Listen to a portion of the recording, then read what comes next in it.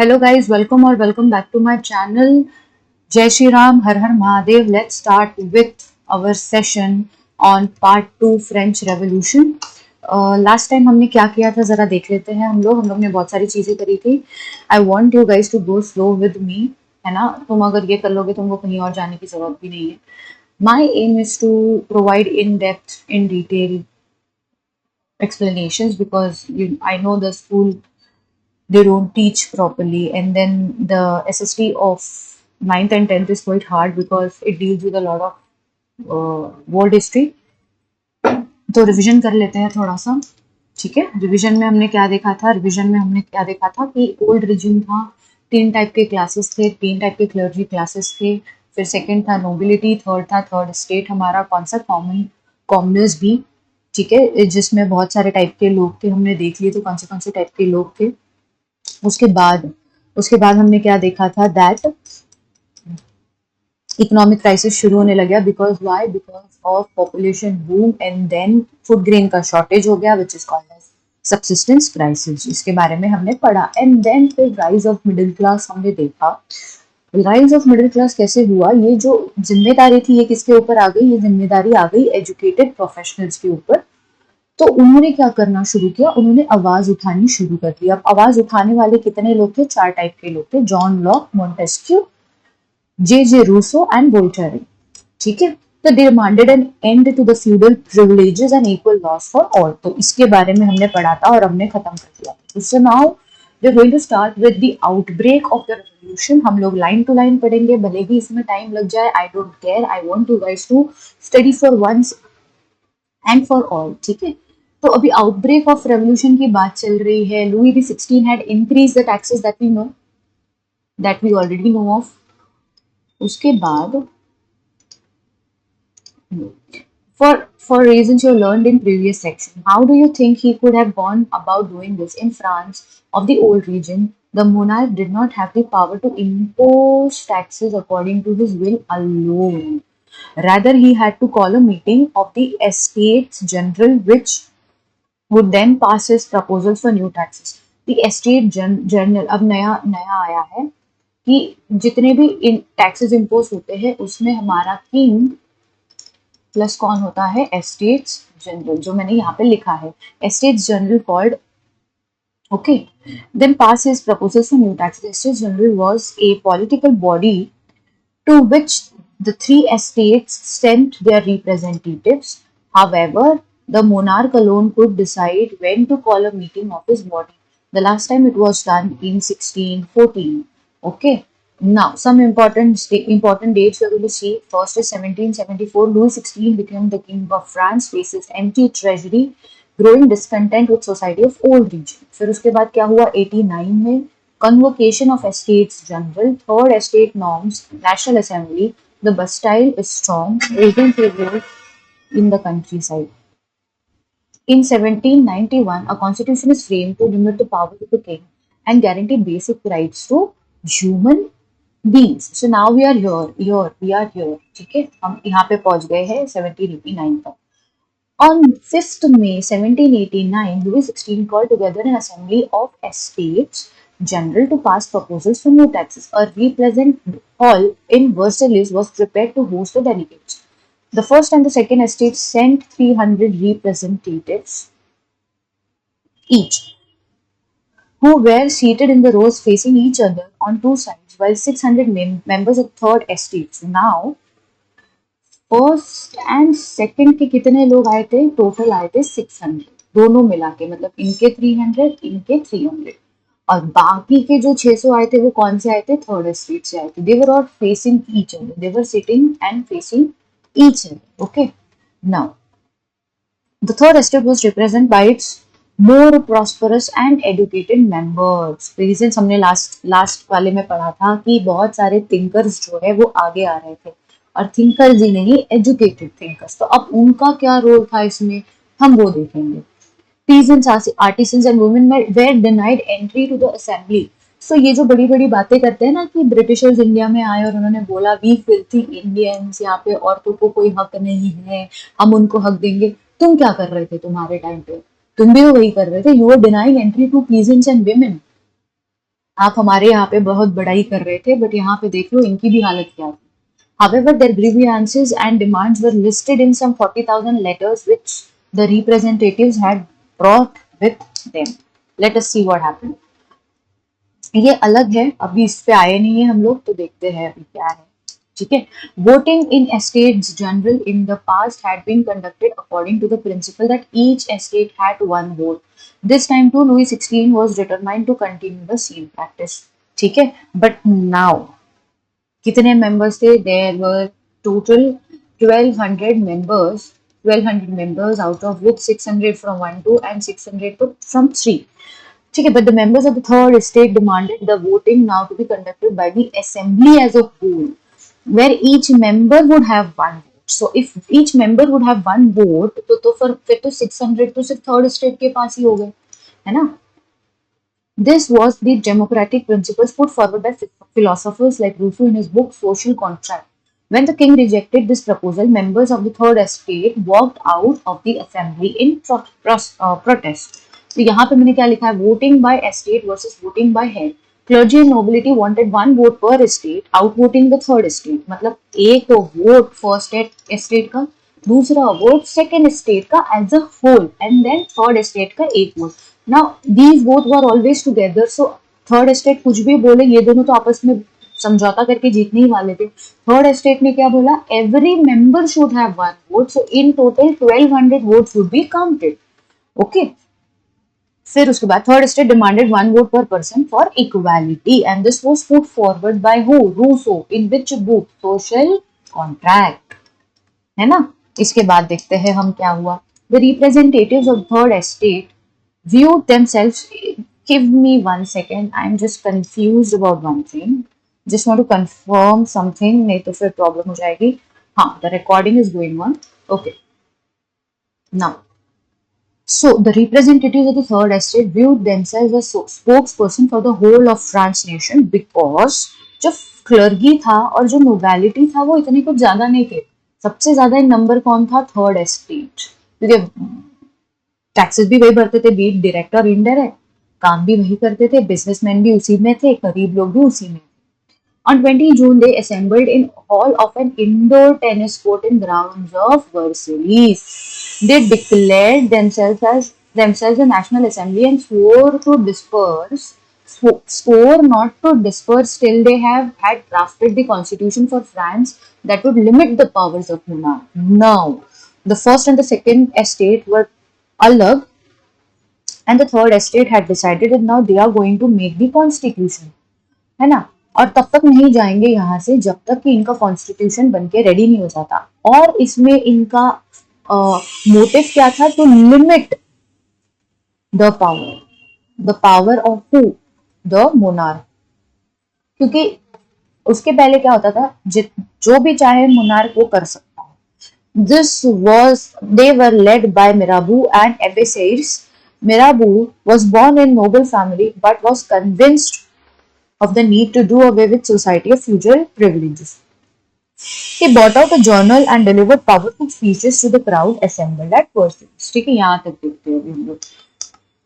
अभी national assembly in tennis court, ये कब हुआ? जून 1789 पे. Okay. Third estate walked out and declared itself a national assembly to vote tennis court. अब अगर इतना भी कर लिया आप लोगों ने, तो आपका आंसर तो सामने सामने रेडी है. I am giving you the notes, you just right and then move ahead. So,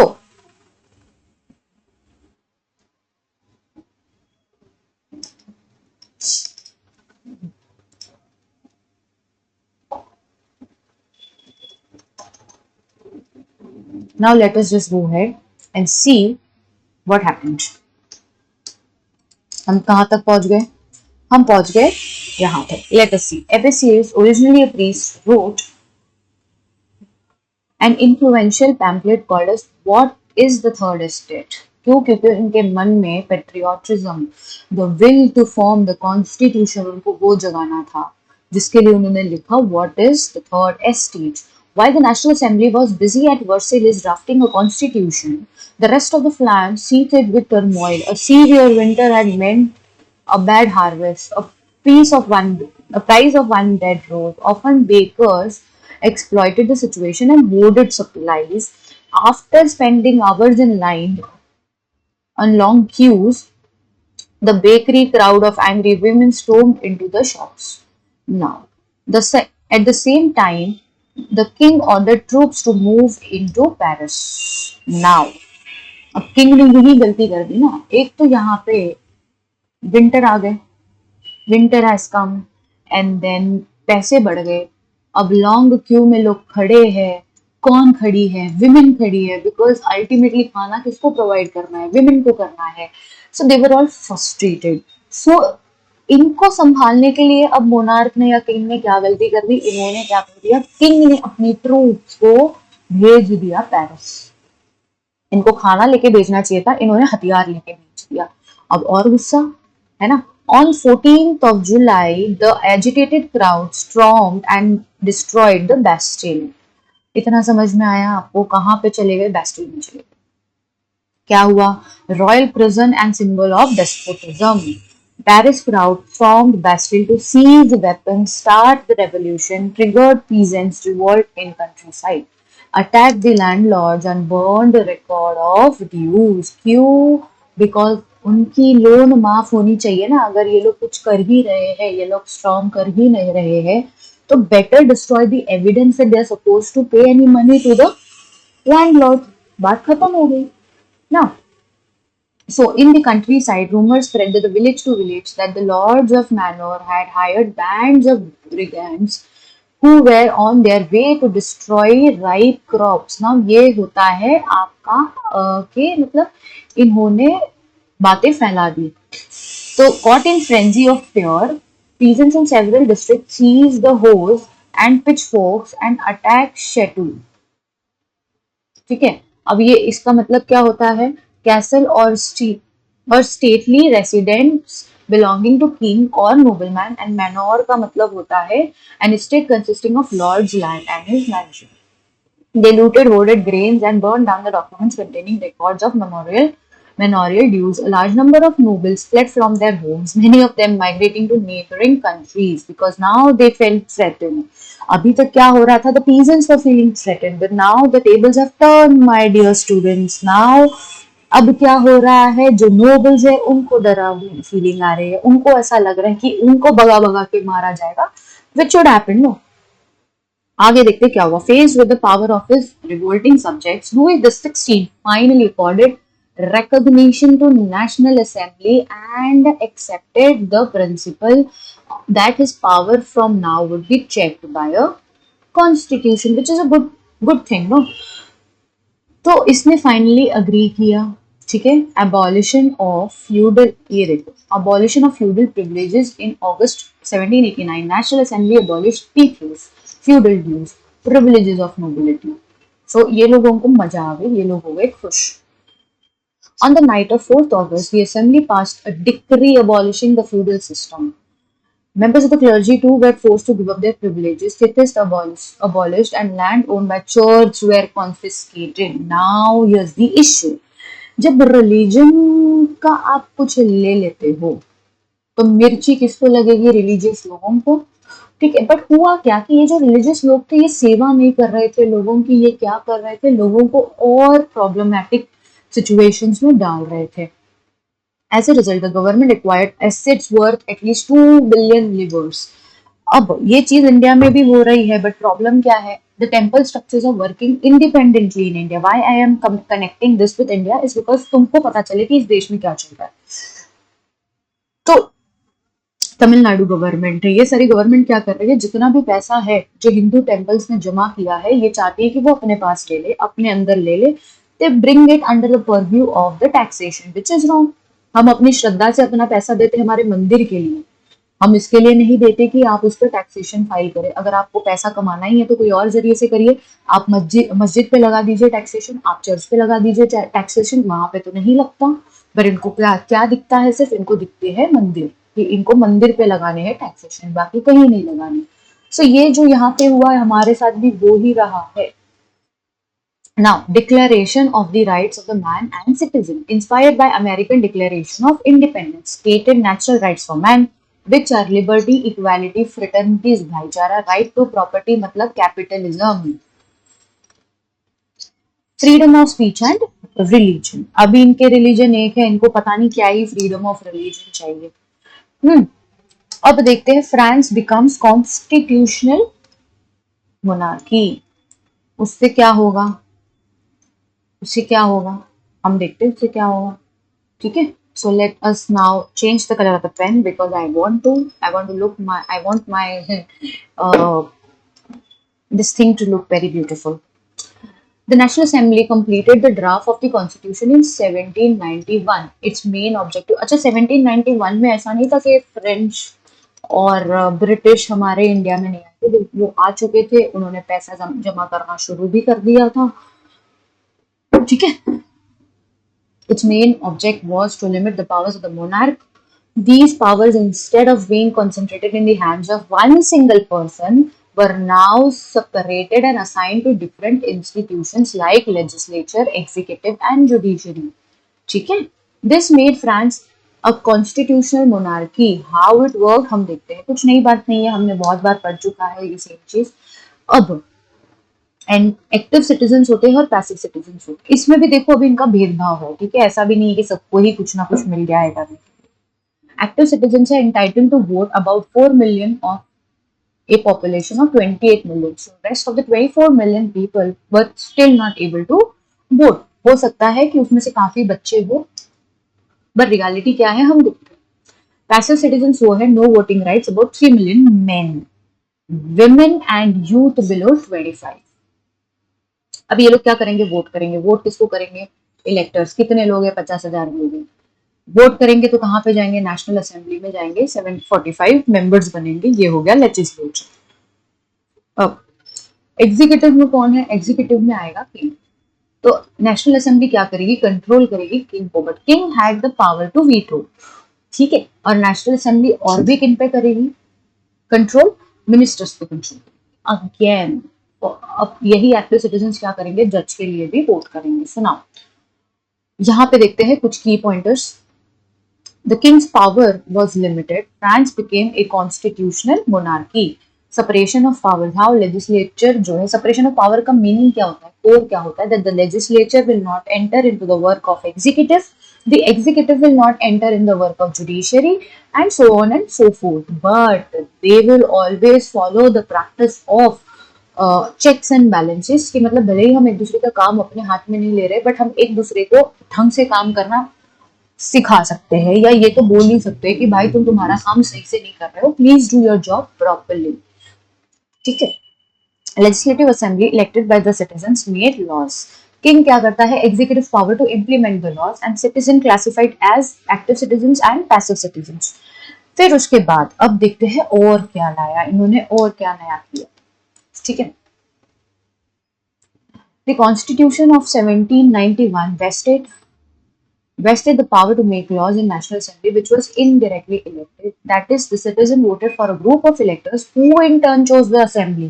Not all citizens. Like for example, in India, what we do is that we directly, for parliament, we directly choose our electors. But France में क्या हुआ कि हम पहले electors को vote देंगे, फिर वो वोटिंग करेंगे कि नेशनल असेंबली में किसको जाना चाहिए। तो सिटीजन्स का जो वोट था वो डायरेक्ट नहीं था, वो इनडायरेक्ट था। However, had the right to vote only men about 25 years of age who paid taxes and equal to at least 3 days of labor's wage were given the status of active citizen.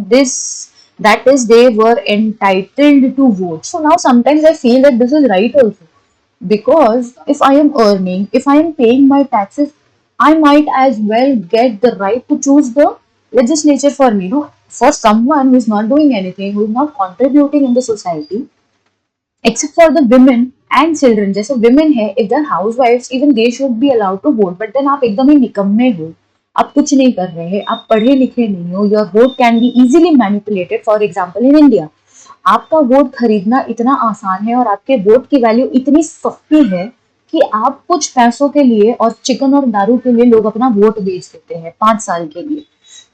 सो इससे better you B पढ़ा लिखा इंसान हो, at least तो पढ़ा लिखा इंसान will never let his vote go for 500 rupees. No?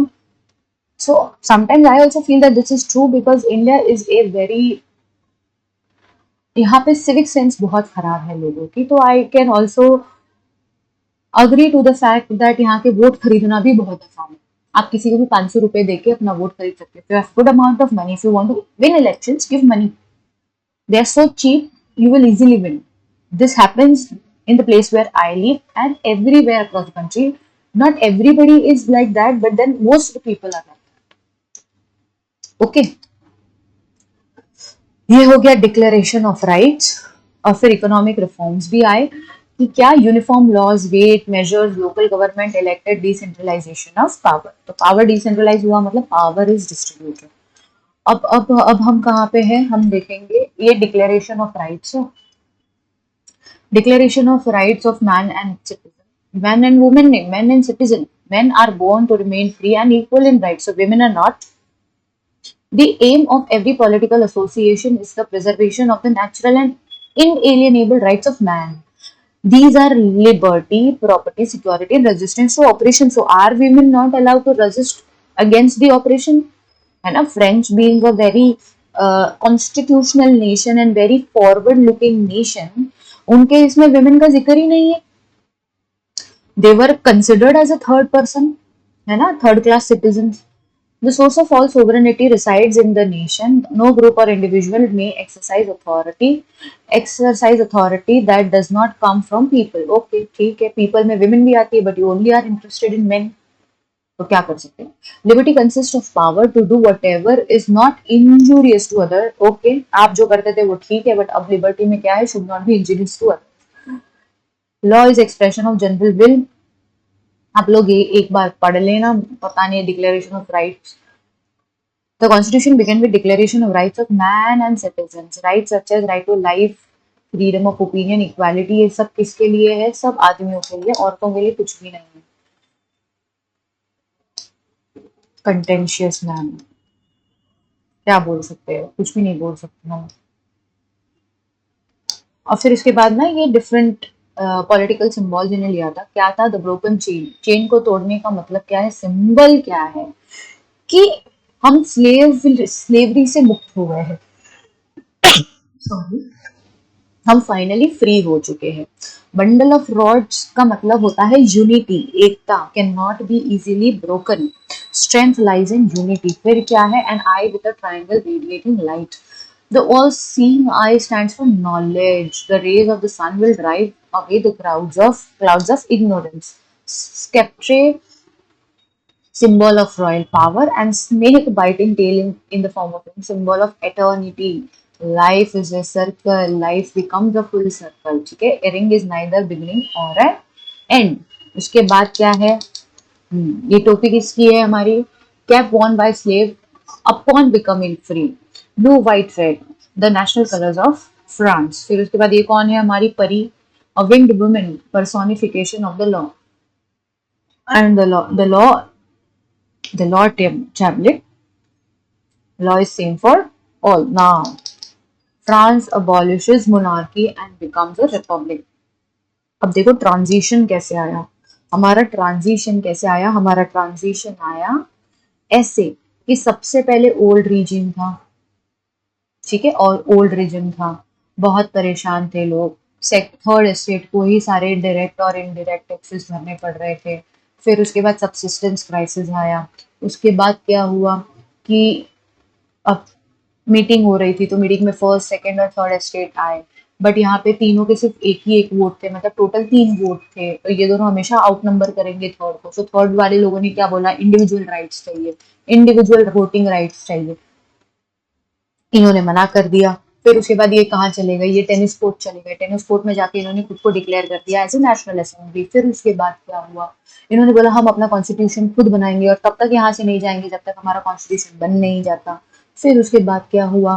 Finally winter आ गए पेरिस में। विंटर आने की वजह से पैसे बढ़ गए, होर्डिंग ऑफ गुड्स शुरू हो गया, तो ये लोग सब परेशान करने लग गए बाकी सबको। तो हमारे किंग ने क्या कर दिया? ट्रूप्स भेज दिए। तो बेस्टाइल में इन्होंने चले गए। बेस्टाइल में चले जाने के बाद इन्होंने आर्म्स उठाए।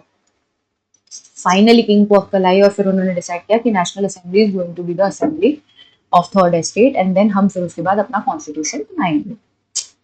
यहाँ तक अगर आपको समझ में आया तो लिख दो, कुछ कुछ लिख दो, कुछ कमेंट कर दो, कुछ अच्छा सा, ठीक है।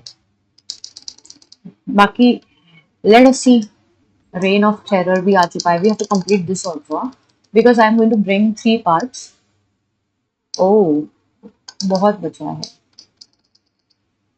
आप देखिए, आप मुझे बताइए आपको स्मॉलेस्ट फॉर्म में चाहिए या आपको ऐसे इन डेप्थ चाहिए, बिकॉज आई फील कि इन डेप्थ अगर आप एक दो बार देख लो तो आपका काम हो जाता है। बाकी it is your choice, you can always suggest कि आपको क्या चाहिए क्या नहीं चाहिए। ओके, अब क्या है, अब फ्रांस क्या करता है, अबॉलिशेस monarchy and becomes a republic when 1790 1792 में। ओके, अब a situation in France continued to be tense during the following years. Although Louis XVI had signed the constitution, he entered into a secret negotiations with the King of Prussia. ठीक है, of other rulers of other neighboring countries too were worried by the development in France and made plans to send troops to put down the events that had been taking place there since the summer of 1789. Before this could happen, the National Assembly voted in April this to declare the war against Prussia and Australia. तो अब हमारे जो बेचारे Louis the 16 थे, उन्होंने decide किया France के कि मैं बातें करता हूँ प्रूशिया के साथ, और they were all in general worried के मतलब ये जो हो रहा है फ्रांस में, it is not good because then surrounding countries also were monarchy. So जो यहाँ पे हुआ हो सकता है कि कल को यहाँ पे भी हो जाए। तो इससे पहले कि ये लोग कुछ कर पाते मिलके, हमारी जो नेशनल असेंबली है उसने क्या कर दिया, वॉर कर दी ऑस्ट्रेलिया और क्रोएशिया के साथ। thousands of volunteers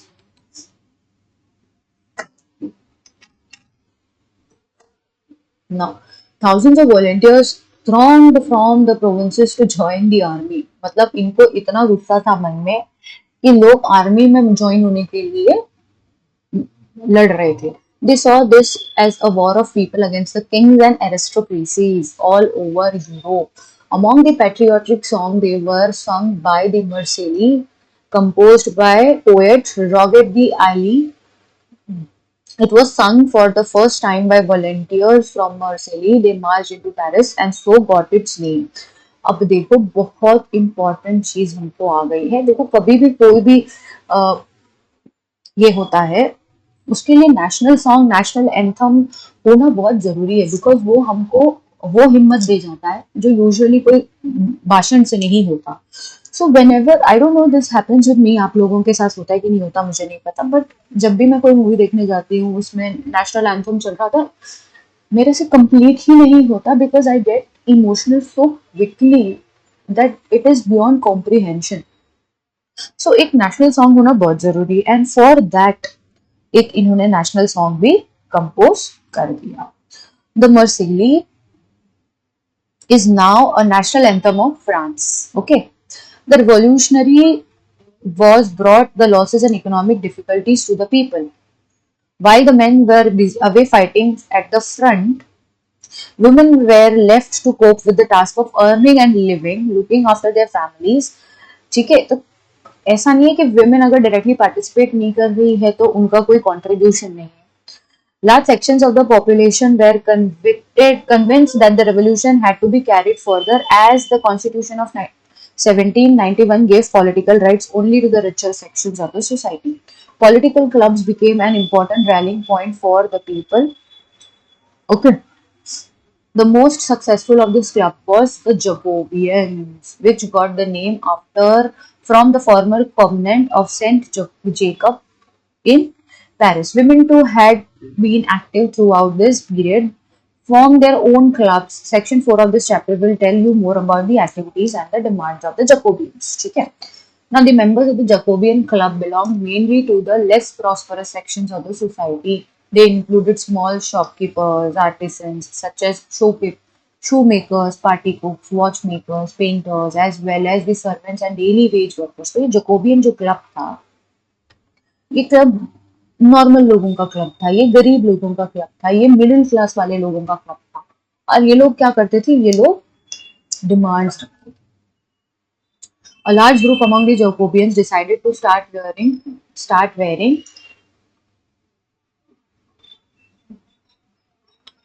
wearing long striped trousers similar to those worn by dock workers.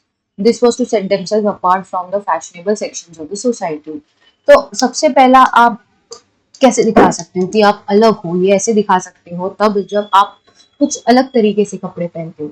Was the way of proclaiming the end of the power wielded by the weavers or the knee breeches.